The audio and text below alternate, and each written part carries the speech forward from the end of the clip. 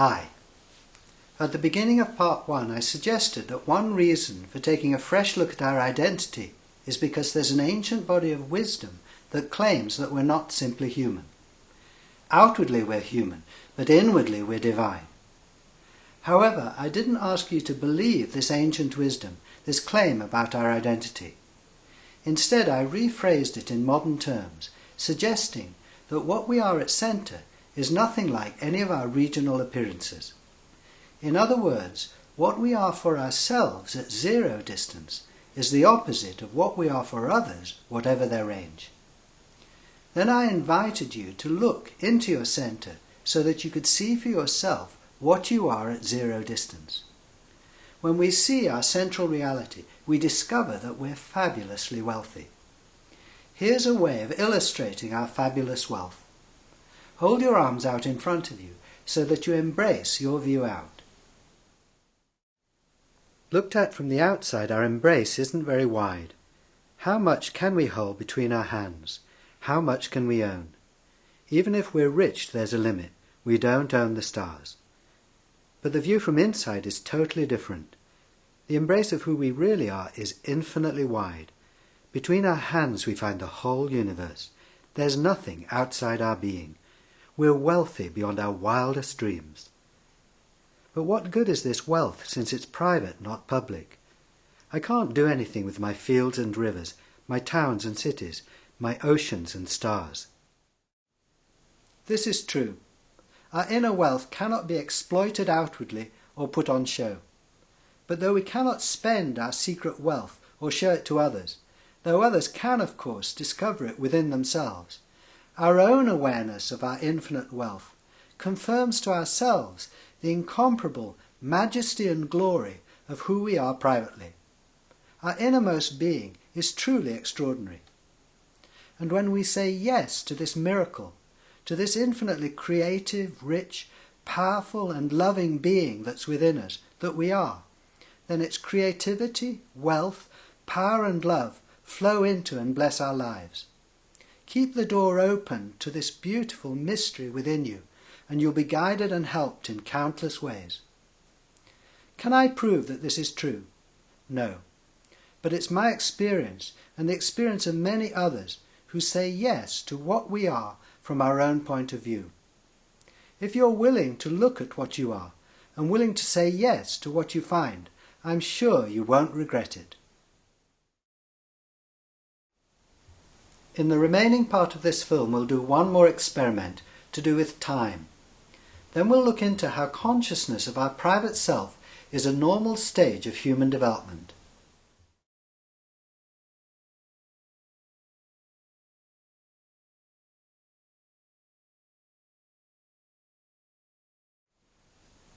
If we want to know what time it is, then we might look at our watches.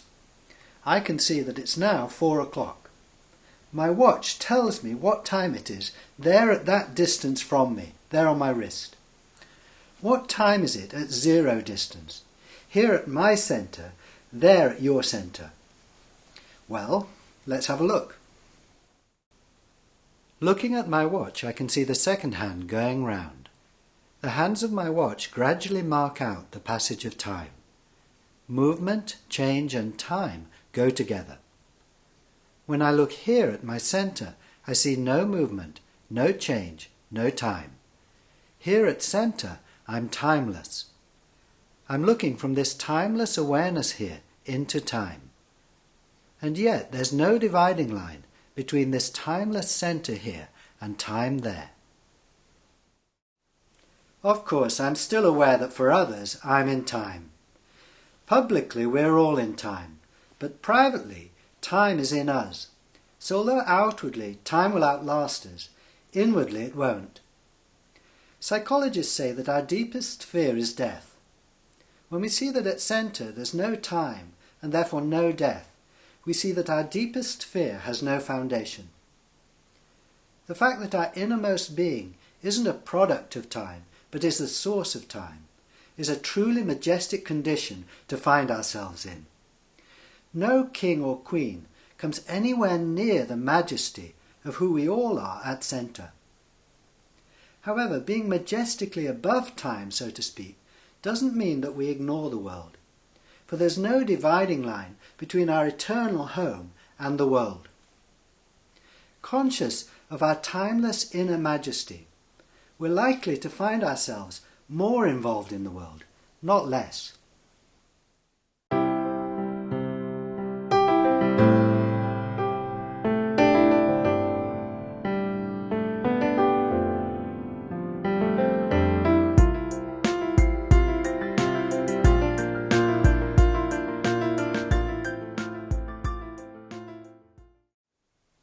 Throughout our lives, we're always two-sided. We always have both a public and a private identity. On the one hand, we're individuals in the eyes of others. On the other hand, we're capacity for the world. However, we're not always aware of our two-sided nature. There are potentially 4 main stages in our lives, and as we move through these stages, our attention oscillates between our public and our private selves. Sometimes our focus is on one side, sometimes on the other. The 4 main stages of our lives are the baby, the child, the adult, and the seer.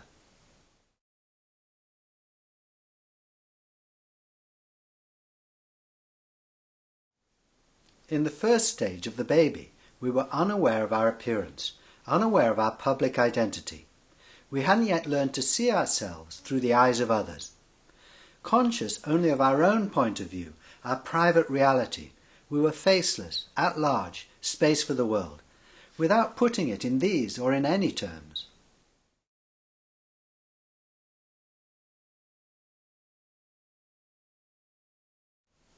In the second stage of the child, we were becoming aware of our public identity. Seeing ourselves more and more through the eyes of others, we began learning to take responsibility for ourselves as individuals. In the process, we began overlooking our private reality. But our attention was inconsistent. Often we would forget about our public identity, completely losing ourselves in whatever we were doing. But as we grew older, these periods of unself-conscious openness and freedom came less often and went more quickly.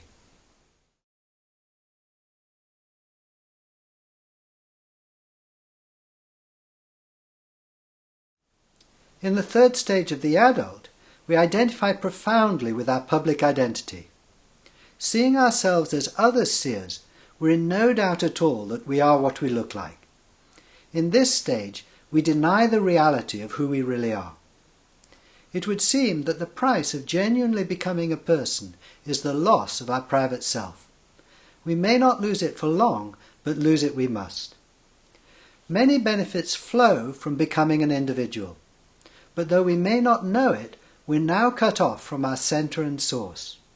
It's not surprising if we find ourselves feeling that something isn't quite right, that we're missing something important.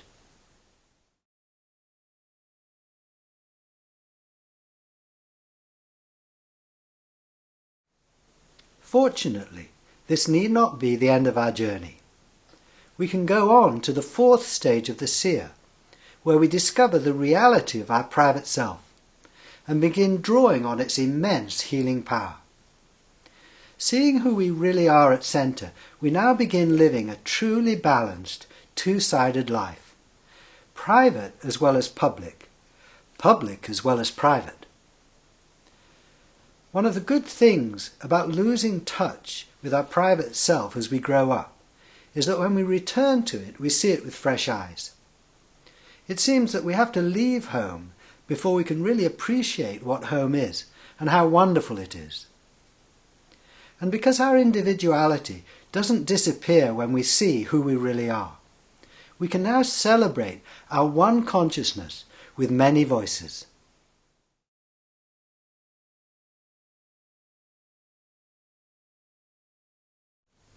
These stages are a map for our individual lives. They are also, in general terms, a map for humanity as a whole. In the distant past, human beings were not very self-conscious. We didn't have a strong idea of being separate from the world around us. More recently, we've become highly conscious of being human, of being apart from other life forms and the planet. However, this view of ourselves is changing. There are many indications that we're moving into the next stage, where we're aware not only of being separate from the world, but also being capacity for the world. If you're aware now of being capacity for the world, then you're evidence of this change. Hopefully enough of us will awaken quickly enough to affect the general consciousness of humanity. The survival of civilization and life as we know it may depend on this shift in consciousness, on humanity recognizing that in reality it is capacity for other species and for the environment.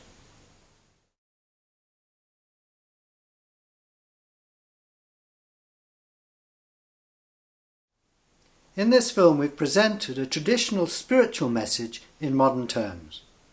The traditional message has been expressed in different ways, depending on time and culture. But one way of putting it is that we're not simply human, we're also divine. If we look steadily within at our divine nature, then our lives will be blessed. In this film we've described this spiritual message in physical terms. We're not at centre what we appear to be from a distance. Rather than asking you to believe this proposition, we've carried out experiments that test it, and then we've explored some of the implications of living consciously from our centre. This modern way of testing this ancient message was developed by the philosopher Douglas Harding. If you'd like to find out more about Douglas, then please visit our website. You'll also find there lots more information about this experimental approach.